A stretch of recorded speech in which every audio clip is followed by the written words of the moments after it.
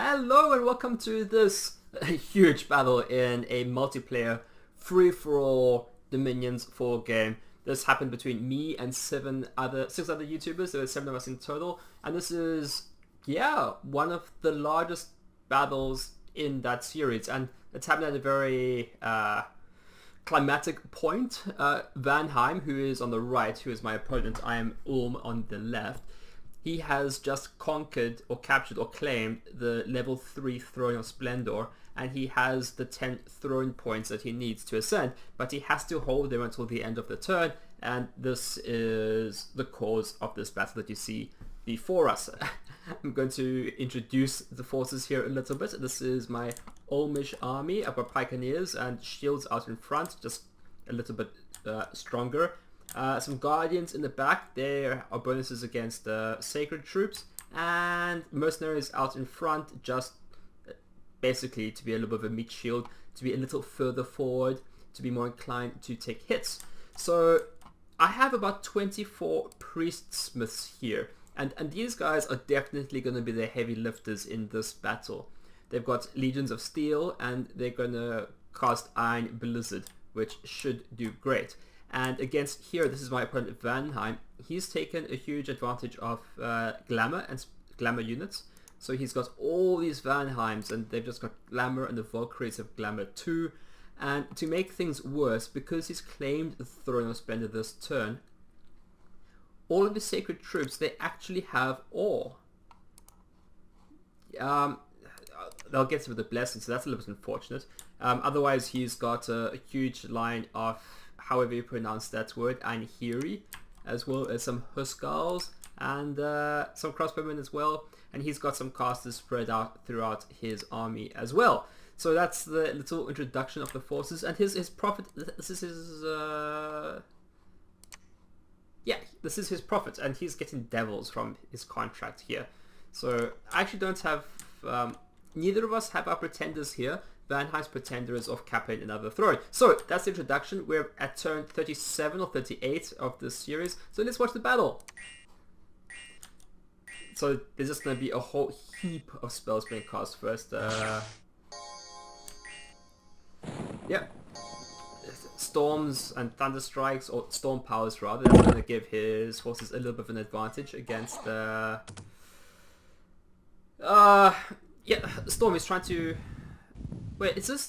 I'm a little bit confused now. I thought this was to disrupt my aiming of my Iron Blizzards, but maybe that spell was cast to give his spellcast a little bit of a buff. I know some spells have a buff in stormy weather. That's only something I've just thought of now. Earth Power is obviously all my Priestmas. That's going to make their spells a little bit stronger, particularly Iron Blizzard. And this is the first Iron Blizzard. You couldn't ask for a better target for Iron Blizzard. This is just mass infantry, not particularly heavily armored, and it goes well. We also have some devils up front here, which I guess they're annoying. They don't look particularly threatening. Some more storm powers going down. What's happening to the sound?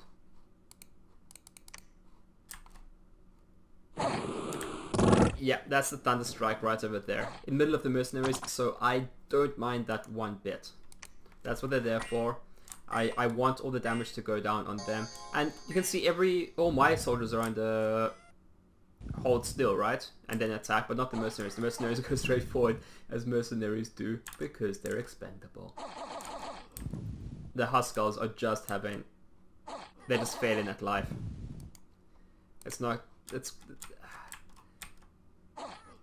So this multiplayer series, and please check it out. I'm going to have a link in the description of the video where you can watch the whole series from the start. But this video is just to show this battle between what happens when two humans fight each other, and at the end of 37 of turns. So these are the armies that has taken 37 turns to build up, and they're finally coming together. And getting Evocation 6 to get Iron Blizzard in this circumstance was...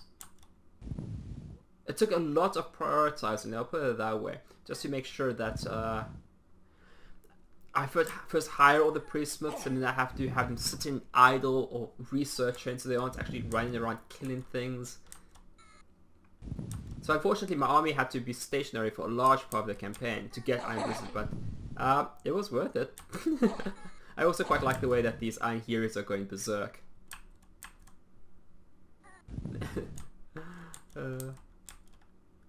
I've watched this battle a few times and it always makes me happy. And somebody commented that middle-aged Vanheim just doesn't have much of a chance against middle-aged Ulm. A game this complex in this detail, there obviously are going to be imbalances and sometimes large imbalances, but I don't know the game well enough to know if this is heavily imbalanced. I certainly feel like I have a very strong advantage. But those Thunder Strikes were very powerful when they hit. If Vanheim had prioritized Thunder Strikes, maybe, I feel like things could have gone better. He definitely prioritized Vans a lot, and that's where he put most of his resources. But they're just so ineffective against Iron Blizzard. The Glamour just is of no help to them at all, and they're really expensive. So I'm not sure if he had better options. Although when it comes to Iron Blizzard, I don't know if there are any good options. I think the one thing I was scared about, and that's why I spread my Priestmas all around, is that if he had just sent his Valkyries in to attack in the back in the first turn to try and get the Priestmas before they can cast Iron Blizzard, I think that probably would have been his best idea. That was the thing I was most concerned about, which is why I had these forces right in the back to try and cover our Priestmas as best as I could, because these guys are vulnerable. They're 12 hit points. Just sit in the back, so if you can kill them, and I can only recruit them one a turn, so that was my big vulnerability. So I guess maybe I'm trying to think of other things Vanheim could have done for this battle to have gone better for him. Definitely more Thunder Strikes, I think, and maybe just more Valkyries to try and fly across. But then he casted Storm, right, and flying creatures can't fly during Storm, so I wonder if he had considered that. Definitely flying creatures in the back, I think, was the way to do it. The other part of having a huge army blob like this is this just means that the rest of my territory is just... there's not really anything there. It's very much undefended. The rest of my empire. And that's just the way of it. And Vanheim, I think, is less about the large pitched battles and more about... oh, see those things... oh! That just hurt so much, right?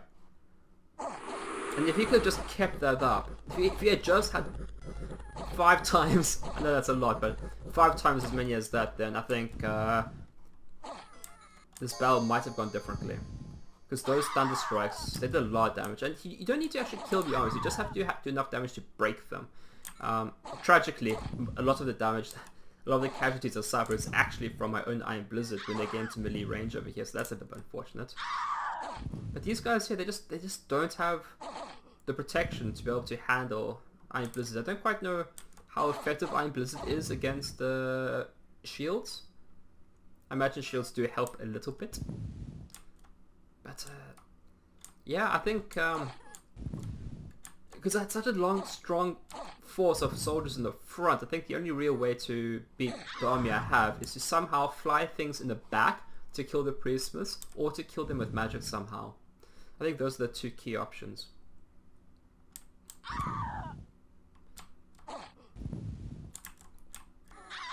I actually don't know what Vanheim's options really are. I've never actually played Vanheim Middle Age before, so don't really understand what his options really were, but I hope at least he had other options.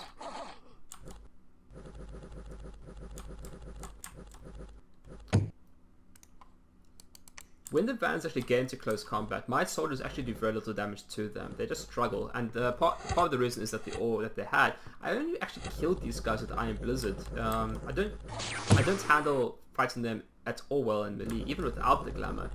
My infantry just don't seem to do much damage to them. I guess that's a very high defense skill, 28, right?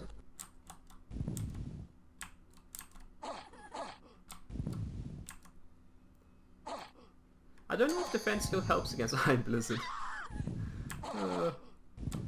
It's just, this is a great spell. You know, sometimes when you got a good idea, you just double down and it's just all of the Iron Blizzard all of the time. I guess the other option that he had was to try and close the ranks, the battle, much more quickly. So I think he had his forces on hold a little bit to get the Divine Blessing. But maybe if he had closed the gap with his Van Heers, if he had put them right in the front and closed with my soldiers as quickly as possible, then that might have negated some of the damage from the Iron Blizzard, because we would have had to have done damage to my own troops to kill his. Right, you know, close with the enemy to kill him. So your air support, right? If we can call this air support, can't really help very much. And that's a viable strategy. I think even in World War II it was a viable strategy. When you knew your enemy had air support and you didn't, one of the ways you do about that is you just close. You get as close to the enemy as you possibly physically can. Because it makes for brutal fighting, but it means that they can't take advantage of their air support. So I'm just trying to throw out some ideas about what could have happened here differently. Some iron darts. I guess they're getting tired from Iron Blizzards. So if you have any ideas, comments as to how this army could have been beaten by middle-aged Vanheim, I'd love to hear about it in the comments if you guys know. Just maybe not necessarily just how he could have arrayed his army differently, but also maybe what a different army composition he could have had. Some shapeshifters going on over there. But this battle is well and truly over. I suffered very few casualties, not counting mercenaries. And many of those were friendly fire events even. So I hope you enjoyed that. I hope you got a good look at perspective of what multiplayer Dominions battle looks like, what it can develop into. And if you're interested in looking at the campaign, I'm gonna have a link to all the different videos of all the different YouTubers who took part in this free-for-all series. But this video was just to show this specific climatic battle that really was a huge culmination of everything that has happened. What the hell are you? Oh, that's one of my that's one of my heroes.